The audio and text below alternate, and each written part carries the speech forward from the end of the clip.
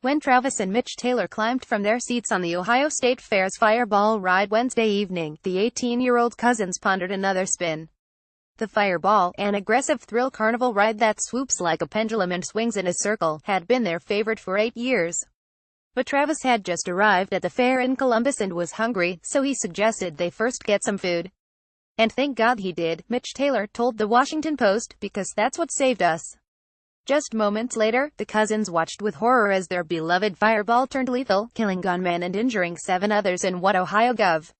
John Kasich would later describe as the worst tragedy in the history of the fair. As they backpedaled toward food, the Taylor boys saw the gondola wheel, made of 6 rows arranged in an inward-facing circle, swing high to the right and back to the left just as it had when they rode. Then there was a screech and screams, and suddenly people were free-falling. Seatbelts failed at least 2 riders, who were flung into the air, and an entire row of the gondola wheel broke away and plummeted toward the concrete.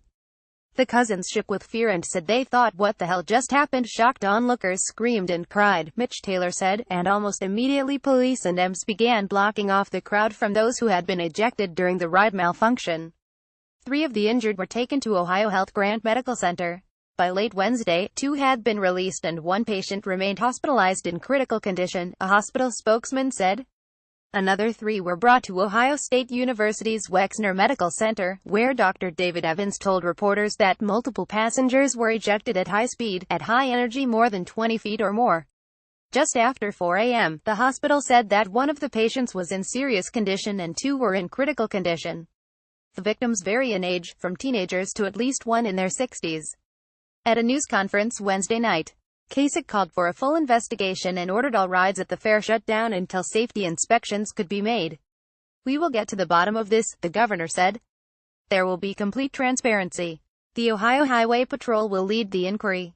Last year, more than 900,000 people attended the fair, which is one of the nation's largest, according to Cleveland.com. "It's kind of hard to imagine you have family that goes to a state fair and those calls come, that there was a terrible accident, a terrible tragedy, and someone you love is involved," Kasich said.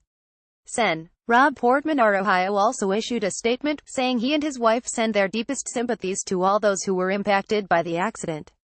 Amusements of America, the carnival operator that deployed a fleet of rides to the Ohio State Fair, did not return a request for comment, nor did organizers of the Ohio State Fair.